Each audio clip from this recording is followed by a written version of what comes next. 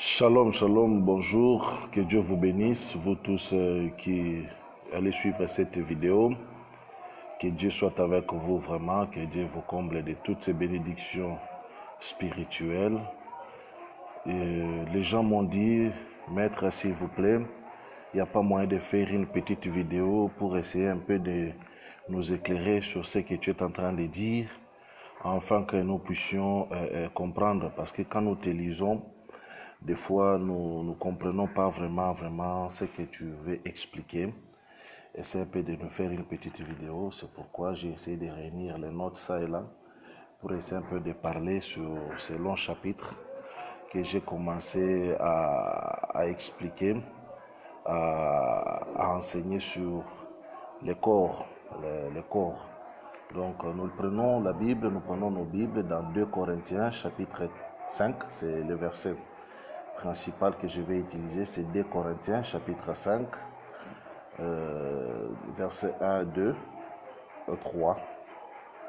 Nous lisons, la Bible dit, nous savons en effet que si cette tente où nous habitons sur la terre est détruite, nous avons dans le ciel un édifice qui est l'ouvrage de Dieu, une demeure éternelle qui n'a pas été faite de main d'homme.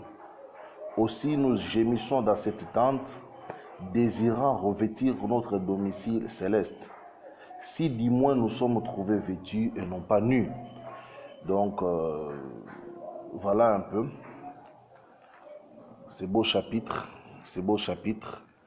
que je voudrais partager avec vous. Mes notes ça et là sur ces beaux chapitres que je voudrais que chacun essaie un peu de comprendre. Je suis en train de parler sur le corps, les différents types de corps, et essayer d'amener les gens à monter un peu dans la connaissance et dans l'enseignement, afin que l'intelligence spirituelle s'ouvre. Et voilà un peu. Je disais dans mes écrits passés que l'homme, c'est un ensemble, il est subdivisé en 3 parties, le corps, l'âme et l'esprit. Ce ne sont pas, on n'a pas dit l'homme est composé de 3 parties. Il faudrait bien souligner cette nuance-là. L'homme n'est pas composé de 3 parties. L'homme est divisé en 3 parties. C'est comme j'ai donné l'exemple, on dirait que le corps humain est divisé en 3 parties aussi, la tête, le tronc et le membre. Et nous savons tous que on ne peut pas dire que l'homme est juste la tête, ou l'homme est juste le tronc, ou l'homme est juste les membres. Il faudrait qu'on réunisse la tête, le tronc et le membre pour que nous formions ces corps physiques-là.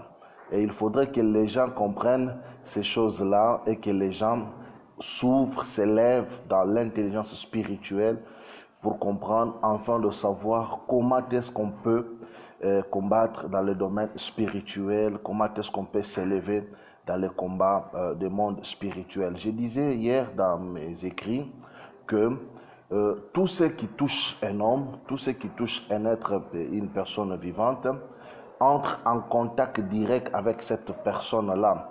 Et vous allez voir, j'ai parlé de Acte 19 où les gens prenaient les mouchoirs et posaient sur le corps de Paul et allaient mettre cela sur le corps des malades et les malades étaient guéris. Tout simplement pas parce que dans ces mouchoirs-là, le Saint-Esprit était entré dans ces mouchoirs-là. C'est une erreur grave vraiment de concevoir que le mouchoir appliqué sur le corps de Paul transportait le Saint-Esprit dans ces mouchoirs-là. Non, non. Il y a tout simplement l'énergie de Paul, l'énergie renouvelée par la puissance du Saint-Esprit qui pouvait être véhiculée de la sorte, quoi. Donc, j'ai parlé de ces choses-là hier. Pourquoi? Tout simplement parce que il y a des gens dans le monde du ténèbre, en entrant seulement en contact avec un objet qui est rentré en contact avec vous, ils sont capables de vous faire beaucoup du mal. C'est de cela que je suis en train de vouloir enseigner, afin que chacun de nous puisse avoir la capacité, la facilité de savoir comment est-ce qu'il peut se prémunir contre ce genre d'attaques et ce genre de puissance, afin d'être immunisé contre certains combats et certaines réalités spirituelles. L'apôtre Paul est en train de dire, nous savons en effet que si cette tente où nous habitons sur la terre est détruite, il est en train de parler non seulement de corps physique, il est en train de parler de la vie sur la terre. Il dit, notre tente dans laquelle nous vivons peut être détruite en ce moment-là, tout ce que nous sommes en train de vivre, tout ce que nous sommes en train de rencontrer, il parlait de sa chair. Il appelait sa chair une tente, une maison dans laquelle lui, Paul, était en train de vivre. Je voudrais que les gens comprennent un peu cette nuance. Il dit, si nous savons en effet que si cette tente où nous habitons sur la terre est détruite, nous savons en effet si cette tente dans laquelle nous habitons est détruite, nous avons dans le ciel un édifice qui est l'ouvrage de Dieu. Notre corps physique, Paul l'a appelé comme une tente. Mais lorsque vous prenez le chapitre 5 de 2 Corinthiens, vous le lisez, vous n'allez pas comprendre beaucoup de quoi Paul est en train de faire mention ici. Il faut relire le chapitre 4 de 2 Corinthiens jusqu'au verset 18. Vous allez voir qu'il y a des mots-clés qui ressortent dans cette lecture. Donc quand vous prenez le chapitre 4 de 2 Corinthiens, dont Paul est en train de parler, vous allez voir, il y a par exemple les mots comme conscience. Paul a énuméré les mots comme conscience. Il a parlé comme des choses comme aveugler l'intelligence. Il a parlé comme des choses comme la lumière dans nos cœurs. Il a parlé des mots comme la connaissance. Il a utilisé des choses comme toutes ces richesses ou trésors qui sont dans des vases de terre. Il a dit, nous portons dans nos corps la vie et la mort. Donc, il a parlé aussi de l'homme extérieur qui se détruit, afin que l'homme intérieur se renouvelle. Et il a parlé de la tente qui devrait revêtir un domicile céleste. Donc, vous allez voir que Paul savait qu'est-ce qu'il était en train de dire et qu'est-ce qu'il voulait dire aux autres. Paul savait réellement quelle était la pensée à son époque et quel était le message spirituel sacré qu'il a voulu faire passer aux autres. Il a parlé des mots-clés qui prouvent aujourd'hui que lorsque nous les décortiquons en profondeur, nous allons comprendre que le message de Paul était extrêmement riche en enseignement et que c'était un message extraordinaire.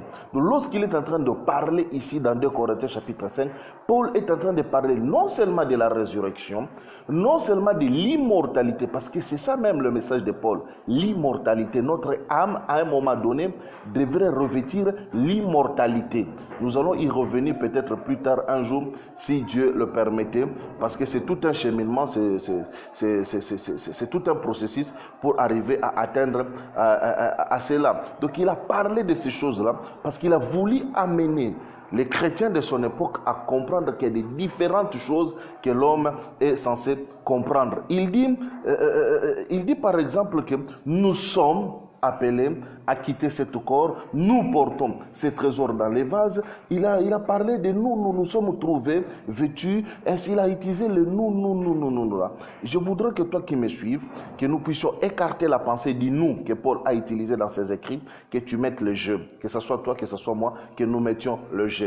Vous voyez par exemple, et nous allons lire par exemple que Paul dit, je sais en effet que si cette tente, donc je prends le chapitre 5, j'enlève le nous que Paul a utilisé, je le mets par le je, pour dire que c'était moi qui est en train de lire ou d'écrire. Le chapitre 5, il dit, je sais en effet que si cette tente où j'habite sur la terre est détruite, je serai, un autre dans le ciel, un édifice qui est l'ouvrage de Dieu, une demeure éternelle qui n'a pas été faite des mains d'hommes. Aussi, j'ai gémi dans cette tente, désirant revêtir ma domicile céleste. Si du moins, je suis trouvé vêtu et non pas nu. Car tandis que je suis dans cette tente, j'ai gémi, accablé parce que je veux, non pas dépouiller, non pas je vais vous dépouiller, mais je veux revêtir, afin que ce qui est mortel soit englouti par ce qui est la vie. C'est lui qui a formé, c'est lui que j'ai formé pour cela, c'est Dieu qui nous a donné les arts de l'esprit. Donc, Paul est en train d'expliquer ici une chose spirituelle profonde. Il parle de la tente, le corps physique, et il dit, nous habitons cette tente-là. Il dit, nous, c'est nous-là qui m'a choqué dans ces écrits-là. C'est nous-là qui m'a fait frisson. Il a dit, nous habitons dans cette tente-là. Donc, en d'autres termes, j'habite dans ces corps-là. Le jeu là a été l'enseignement le plus spirituel qui n'ait jamais été donné à l'Église. C'est de savoir que dans l'être humain, les problèmes n'est pas la chair physique. Les problèmes, c'est les jeux là. Le problème, c'est l'entité, l'être qui vient habiter dans le corps physique. Si vous le comprenez, si vous découvrez, si vous apprenez à réaliser qui est ce jeu dont Paul fait allusion ici, je crois que votre vie spirituelle changera sur beaucoup de points. Nous ne sommes pas en train de parler des choses matérielles et des choses physiques. Nous sommes en train de parler sur des choses spirituelles et nous parlons des choses de l'esprit. Les choses de l'esprit exigent à ce que les gens aient la capacité non seulement d'analyser, non seulement de comprendre, mais qu'ils aient la capacité et le courage de comprendre et de saisir certaines choses afin que la vie de Christ se manifeste en eux. Je ne suis pas en train de parler aux petits-enfants et je suis en train d'interdire vraiment aux petits-enfants de ne pas pouvoir suivre ce genre d'enseignement parce que ça va chambouler, bouleverser leur foi et au finish, ils vont essayer de traiter de n'importe quoi. Merci beaucoup mon frère Abraham Bustos, merci beaucoup. Ils vont essayer de chambouler et ils seront perdus pour toujours parce que ces choses que je suis en train d'enseigner, ce sont des gens qui ont traîné dans la marche spirituelle, qui ont traîné dans l'avancement des choses de Dieu et ils vont comprendre ce que je suis en train de vouloir dire. Pourquoi je suis en train d'enseigner ces choses? Parce que je suis en train de remarquer que nous avons une race de chrétiens qui est formée et composée de personnes qui parlent des choses de l'esprit, mais qui refusent de connaître les choses de l'esprit et qui refusent de vivre et d'affronter les choses de l'esprit. Le christianisme est une religion qui ne doit jamais envier l'occultisme en aucun cas.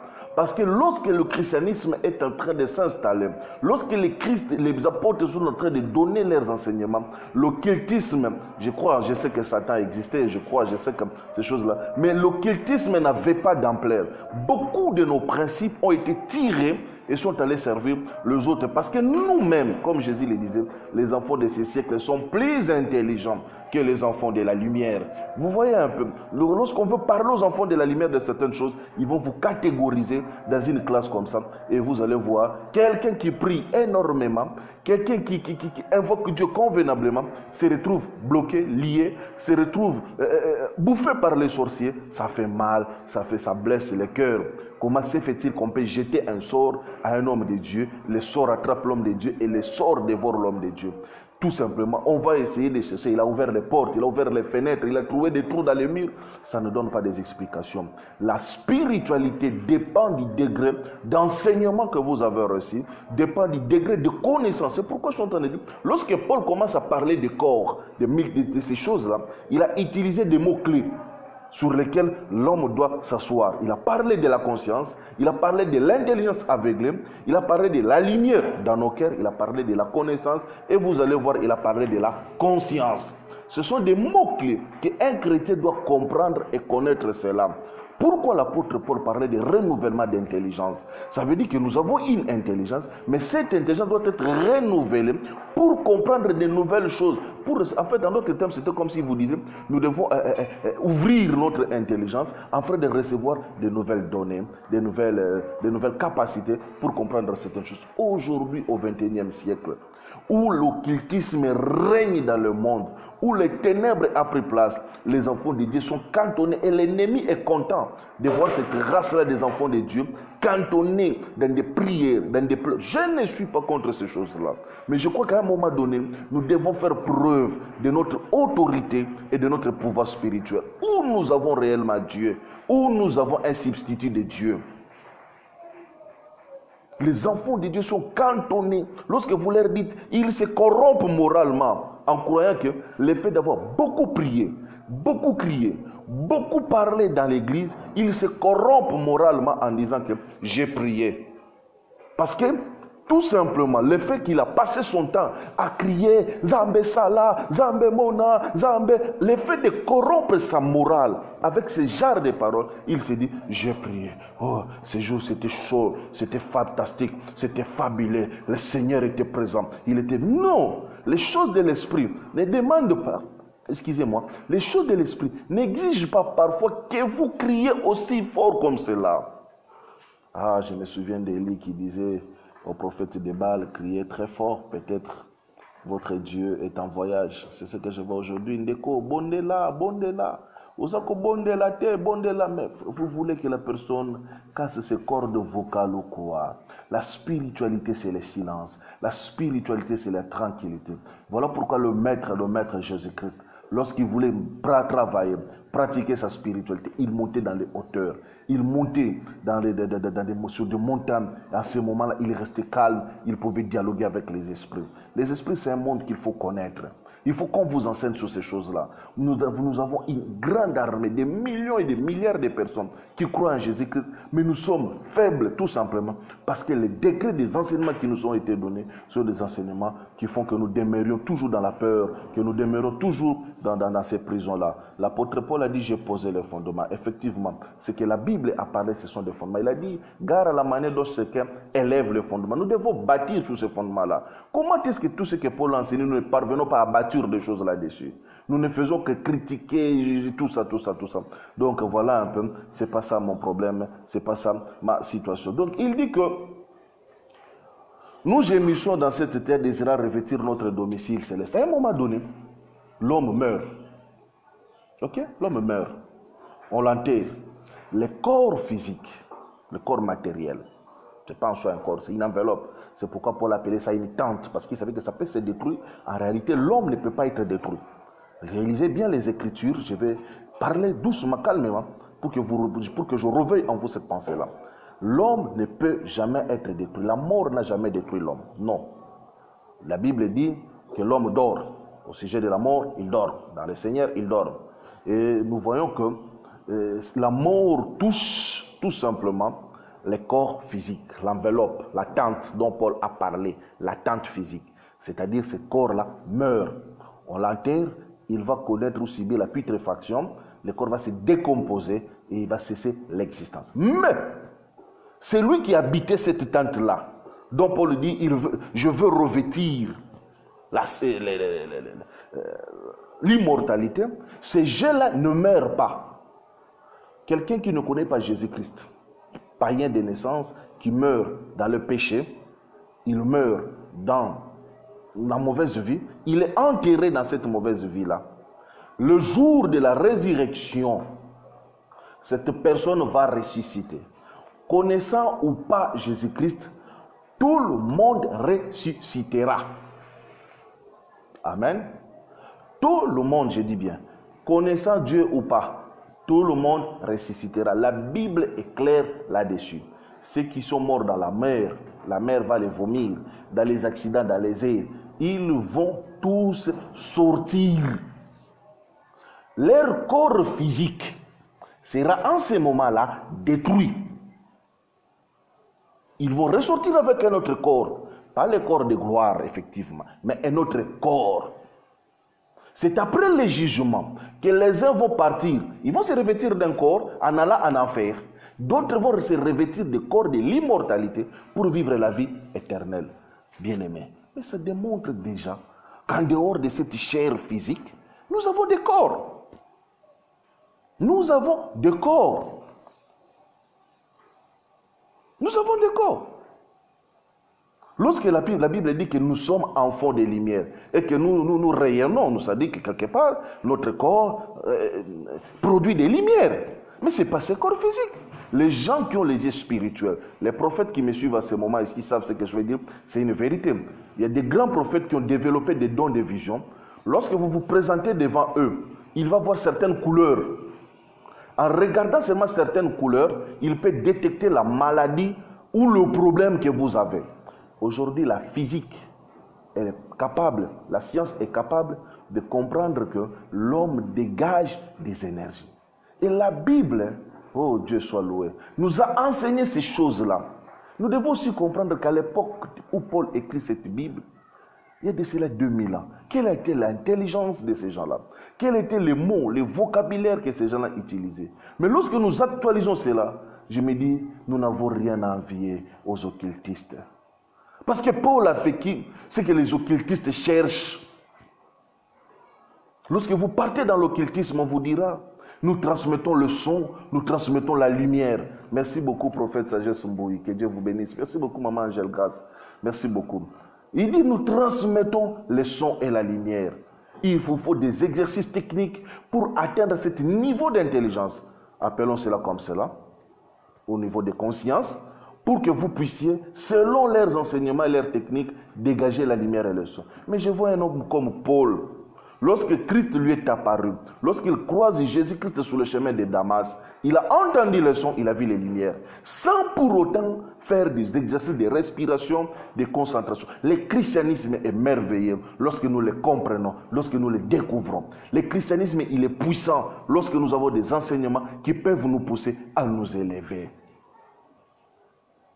Le but du christianisme, c'est de revêtir l'immortalité. Que nous devenions des immortels. Parce que nous sommes devenus des mortels dans les jardins d'Éden, en mangeant un fruit. Nous savons qu'en d'autres termes aussi, le fruit c'était un enseignement que Satan avait enseigné à Adam et Ève. De même aussi, il doit y avoir un autre enseignement qui pourra faire de sorte que l'homme revêtisse l'immortalité. C'est pourquoi, lorsque nous lisons notre Bible, 2 Corinthiens 4, 2 Corinthiens 5, nous allons voir que Paul est en train de parler de ces choses-là. Il est en train de dire, comme nous avons le même esprit de foi qui est exprimé dans cette parole de l'Écriture, j'écris, c'est pourquoi j'ai parlé. Nous aussi nous croyons, c'est pour cela que nous parlons. Sachant que celui qui a ressuscité le Seigneur Jésus nous ressuscitera aussi avec Jésus et nous fera paraître avec vous en sa présence. Que Dieu bénisse vraiment sa parole. Nous rejetons les choses honteuses qui se font en secret. Nous n'avons point une conduite astucieuse et nous n'altérons point la parole de Dieu. Mais en publiant la vérité, nous nous recommandons à toute conscience d'homme devant Dieu. Voilà un peu là où Paul est en train de nous amener à comprendre que l'enseignement du Christ, lorsque cet enseignement est bien donné, l'homme doit atteindre l'immortalité. Mais pour que l'homme atteigne cette immortalité, sa chair physique doit passer par la mort. Merci beaucoup, prophète Julio. Que Dieu vous bénisse. L'homme doit passer par la mort. Et cette mort va faire de sorte que son corps physique disparaisse. Mais il ne cesse pas d'exister. La mort n'est pas la fin de l'existence de votre personne. Ça, les chrétiens doivent maintenant, il est temps que vous compreniez cela. D'ailleurs, il va plus loin en disant que nous dormons. Lorsque ces choses-là nous arrivent, nous sommes en sommeil, nous dormons tout simplement. Il a utilisé le symbole en disant que nous dormons. Et qu'au son de l'archange, nous allons nous réveiller. Quand nous allons nous réveiller, ce n'est pas avec ces corps ici.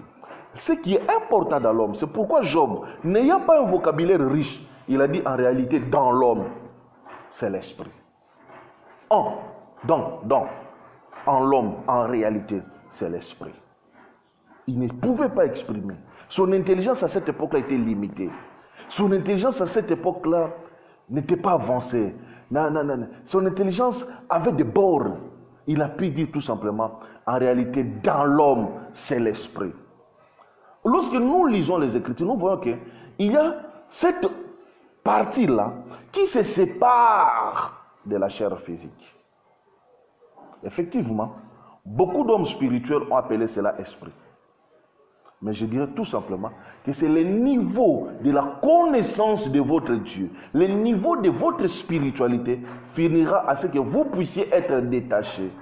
Avant d'atteindre les domaines spirituels, il y a des domaines dans lesquels vous devrez passer. Ne confondons pas les choses. Lorsqu'un homme prend, la nuit arrive, parce que la Bible dit que la mort est comme un sommeil, parlons un peu du sommeil, nous allons nous arrêter par là. Nous allons voir une séance le mardi si Dieu nous prête vie. Lorsque l'homme dort, merci beaucoup l'honorable Ogi Moukeba, merci beaucoup, ça me va droit au cœur. Lorsque l'homme dort, tout son corps est en phase de repos. Mais pendant qu'il dort, il est nulle part que c'est là où il se retrouve. Nulle part que là où il est endormi. Sur sa natte, sur son lit, dans sa chambre, il est là, présent. Mais cet homme peut rêver qu'il est aux États-Unis. Il peut rêver qu'il a vu quelque chose. Et au matin, il se réveille. Il a les imprimés de ces rêves-là dans sa pensée. Faudra-t-il encore qu'on explique aux chrétiens la pensée. Ah non, il est temps qu'on quitte un peu ces brouhaha-là. Zamba Kusala, Zamba Zali, Ndeko Bondela. Il est temps qu'on quitte un peu ces choses-là. Qu'on s'élève dans la connaissance des choses spirituelles vraies. Donc l'homme qui dort à Kinshasa, à Brazzaville, il ferme ses yeux. Son corps ne bouge pas. Tous ses organes sont en stand-by. Mais sa conscience voit qu'il est ailleurs. Il se réveille le matin. Il dit, waouh, cette nuit, je vis ceci, je vis cela. Il n'a pas dit ma pensée, il dit je rêvais. Moi, j'ai rêvé que j'étais en Europe. Mais c'est lui-là qui était sur les lits. C'est qui? C'est lui-là qui a passé nuit sur la natte. C'est qui? Mais vous allez voir, dans notre langage, que nous dissocions déjà. Nous disons, je rêvais que j'étais aux États-Unis d'Amérique en train de causer. J'ai rêvé que j'étais, donc c'est-à-dire, une partie de toi s'est retrouvée là-bas. Mais c'est qui c'est toi-là? C'est ça mon combat. Que l'homme puisse comprendre que lorsque nous parlons des choses spirituelles, nous n'avons pas que Dieu, nous n'avons pas que Satan, nous n'avons pas que Jésus-Christ, nous n'avons pas que les anges, nous n'avons pas que les sorciers. L'homme est un esprit. Je n'ai pas dit l'homme a un esprit, non. L'homme est un esprit et l'esprit doit vivre les choses spirituelles. Mais lorsque Dieu nous a mis dans cette tente, dans cette chair dont Paul appelle la tente, dans cette habitation physique, il nous a conditionnés. En d'autres termes, nous avons été limités. Maintenant, tout dépendra de ce que Dieu révélera à ton esprit. Vous n'avez pas besoin d'envier les occultistes, vous les chrétiens. Vous n'en avez pas besoin. L'enseignement du christianisme authentique vous placera au-dessus. Il faut des gymnastiques pour qu'un occultiste soit éliminé, mais nous le devenons instantanément en Jésus-Christ. Instantanément. Demandez aux occultistes les choses que je dis sont vraies. Les occultistes rêvent d'avoir des visions. Ils rêvent d'entendre des sons, de voir des couleurs. Lorsque vous fermez les yeux comme ça, beaucoup de gens ne voient rien. Ils les voient des couleurs rouges, verts. Les occultistes rêvent même ces choses-là. Mais combien ces choses-là en Christ nous sont faciles? Le christianisme est une religion qui ne peut jamais passer son temps à pleurer, à mendier. Non. Développons. Nous voyons des choses dans la Bible. Lorsque nous les traduisons dans ces temps-ci, vraiment, nous ne pourrons que dire Dieu, notre Dieu nous a aimés parce qu'il nous a dotés de beaucoup de choses. J'ai fait ce genre d'enseignement parce que j'ai vu mes amis mourir tout simplement par manque de connaissances. Tout simplement par manque de sagesse, d'enseignement spirituel. Comment se fait-il que toi, avec toute l'onction que tu as, avec toutes les parlers en langue que tu détiens, un petit sorcier, qui, selon lui, ces petits sorciers-là, utilisent une peau banane, une tige de balai, je ne sais pas moi, l'arachide, je ne sais pas moi, la natte, pour s'envoler, peut venir te nuire toi, qui, lorsque tu fermes les yeux, tu vas dans les lieux célestes, dans les lieux élevés. L'enveloppe charnelle a poussé beaucoup de chrétiens à croire que tout ce que les cinq sens ne perçoivent pas, n'existe point. Voilà la prison dans laquelle nous avons été enfermés.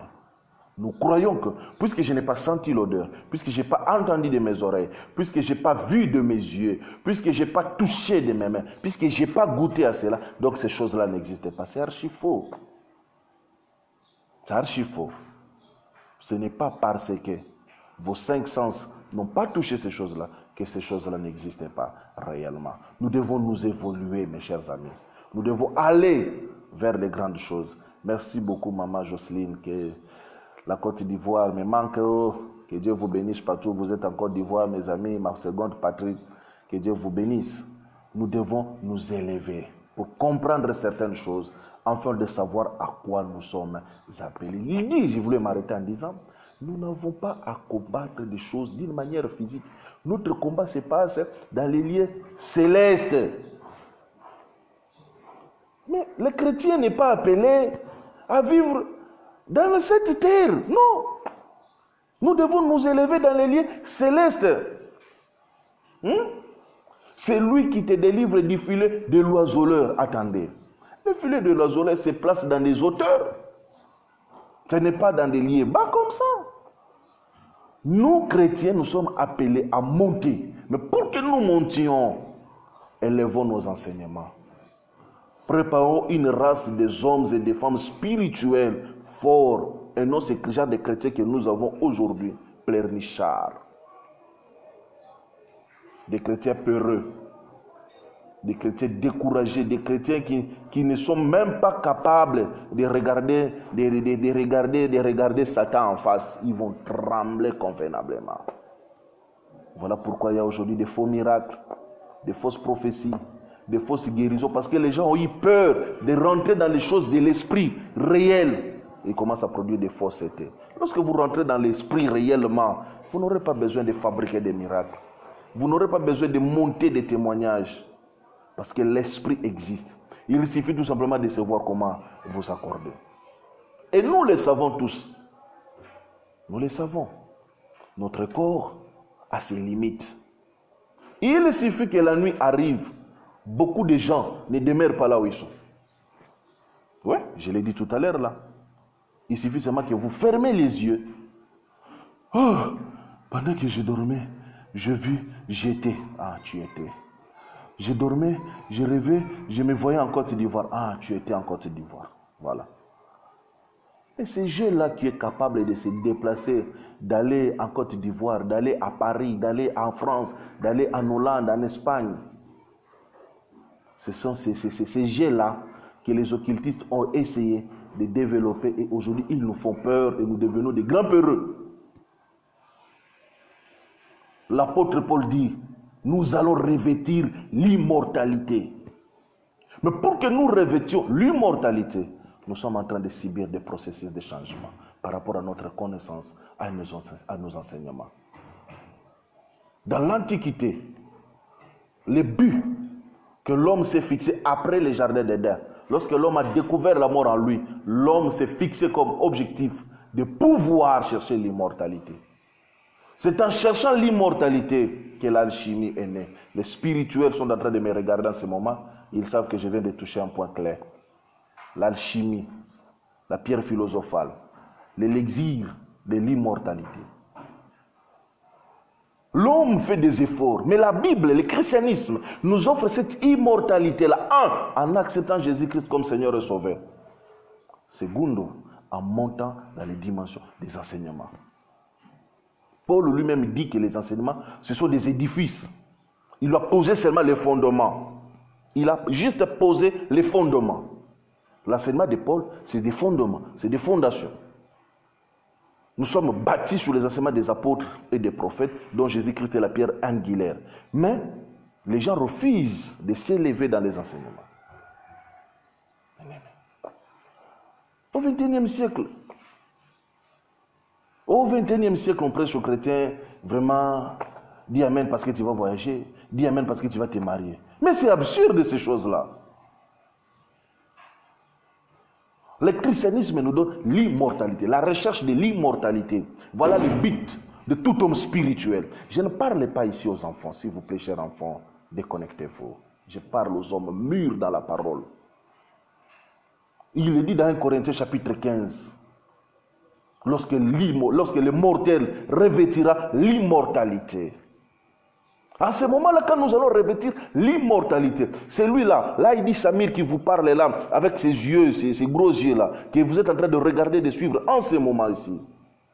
Ce corps sera déjà détruit. Le calcium retournera au calcium, le phosphore au phosphore, le manganèse au manganèse, le magnésium au magnésium, les uns aux zinc, et je n'aurai pas de corps physique, j'aurai une autre dimension, un autre corps. Eh oui. Eh oui. Que Dieu vous bénisse, vous qui nous avez suivis. Nous allons continuer la seconde partie les mardis entre 10h et 11h. Soyez là, partagez cette vidéo. Dites qu'il y a quelqu'un qui est en train de parler du christianisme autrement. Suivons cette vidéo. Soyez branchés les mardis, 10h heure de Kinshasa. Essayez de calculer vos heures là-bas. Ça sera à quelle heure? 10h heure de Kinshasa à 10h45 heure de Kinshasa. Je vais continuer sur la suite de ces enseignements-là, afin de pousser les gens à comprendre que Dieu ne nous a pas appelés à pleurer, à pleurnicher. Non. Non. Dieu nous a appelés à des grandes choses. Et ces grandes choses-là, c'est pas tout ça là. L'immortalité, notre âme. Les chrétiens aujourd'hui ne savent même pas. Mettez 100 chrétiens devant vous, dites-leur et vous donnez la différence entre le corps, l'âme et l'esprit. Ils ne savent pas. L'âme, c'est des émotions, des sentiments, des désirs, des choses stéréotypées qu'on les enseignait, ils sont restés comme ça. L'esprit, ils ne savent même pas c'est quoi l'esprit. Vous posez à un chrétien la question, vous êtes un esprit? Oui, oui, oui, oui, oui, oui. Je suis un esprit, j'ai possédé une âme, je vis dans un corps. Ok, tranquille. Puisque vous êtes un esprit. Lorsque le Saint-Esprit vient en vous, il fusionne avec votre esprit pour devenir qu'un seul esprit, où le Saint-Esprit demeure à côté, votre esprit à côté, et ils marchent ensemble. Les chrétiens ne savent pas ces choses-là. Ils ne connaissent rien de ces choses-là. Ils ne connaissent rien de ces choses-là. Rien. C'est vraiment... Ça choque. Ils ne savent même pas où est-ce que le Saint-Esprit habite en eux. Même quand ils disent, je suis un esprit, je vis dans un corps. Même Paul dit que c'est une tente, 2 Corinthiens chapitre 5, c'est une tente dans laquelle nous vivons. Mais écoutez, il y a des pièces dans une maison, chambre, salon, cuisine, salle de bain. Mais où est-ce que vous habitez? Ils ne savent même pas, la chambre c'est où? Dans mon corps, la chambre elle est où? Vraiment. La cuisine elle est où? Jésus a dit, si vous voulez prier, entrez dans votre chambre. Il dit, je me tiens à la porte, je frappe, quiconque attend ouvrira, j'entrerai, je souperai. Vous allez souper avec lui où? Parce que quand vous voulez prier, il faut entrer dans la chambre. Mais quand on veut souper, on ne soupe pas dans la chambre. Le christianisme, ce n'est pas pour les petits enfants. Des gens qui refusent de croître dans l'esprit. Il faut demeurer comme cela. Tout est-il dans le corps de Christ? Tout. Mais des membres, parce que nous sommes des membres, hein, les membres comme nous on dit, hein, nous sommes des membres. Tout membre est utile. Tout. Je dis que tout membre est utile dans le corps humain. Mais il y a des membres qu'on peut couper dans le corps humain, vous n'allez pas mourir. On peut vous couper les bras, on peut vous couper aujourd'hui la jambe, vous ne mourrez pas. Vous allez survivre. Mais qu'on vous coupe la tête, on peut vous crever les yeux. On peut vous crever les yeux, on peut vous couper les yeux. On vous coupe seulement la tête. Tout dépend de là où Dieu vous a appelé, là où Dieu vous a placé. Peut-être Dieu vous a appelé à être les orteils, à être les ongles, demeurez comme ça. Mais ce que nous allons enseigner ces jours-ci, c'est pour des gens qui sont mûrs dans la conscience, dans la parole de Dieu, des gens qui veulent s'élever. Puisse mon Dieu vous bénisse, qu'il vous ouvre les yeux de l'intelligence. L'intelligence a des yeux, oh là là, parce que c'est un corps l'intelligence. La pensée c'est un corps. Je vais parler le mardi sur les énergies, sur le transfert des énergies, sur ce déplacement-là d'énergie, qui fait que on pouvait les déplacer dans le mouchoir de Paul, dans l'ombre de Pierre. Ce n'est pas le Saint-Esprit, non. Lorsque la femme qui avait les pertes de sang touche Jésus-Christ, elle sent une force quitter le corps de Jésus-Christ, rentrer en elle. Ce n'est pas le Saint-Esprit. Lorsque Pierre est en train de fixer cet aveugle-là et lui dit, et ce boiteux-là, il lui dit, regarde-moi. L'aveugle le fixa dans les yeux. Il dit, c'est que je te le donne. Ce n'est pas le Saint-Esprit qui l'a donné. non et non. Que Dieu vous bénisse, que la paix du Christ soit dans vos maisons et que Dieu soit avec vous en toutes choses. Merci à vous tous qui nous avez suivis. Merci beaucoup mon frère Abraham Bustos. Ça fait longtemps vraiment que tu me suis. Je suis vraiment très content de toi. Que Dieu te bénisse beaucoup abondamment. Vraiment, je te bénis beaucoup mon frère Abraham. Que Dieu te bénisse papa Albert Boliko, mon frère Kevin et Gelor. Que Dieu te bénisse. Que Dieu bénisse la Côte d'Ivoire qui m'a suivi. Que Dieu vous bénisse vous tous qui avez fait suivre. Vous tous qui allez partager cette vidéo. Que Dieu vous bénisse, que Dieu vous bénisse. À mardi, 10h, nous allons encore creuser. Jeudi, nous allons encore creuser. Et puis, Dieu va nous aider à ce que l'intelligence s'ouvre. Soyez bénis. Au nom de Jésus-Christ. Amen.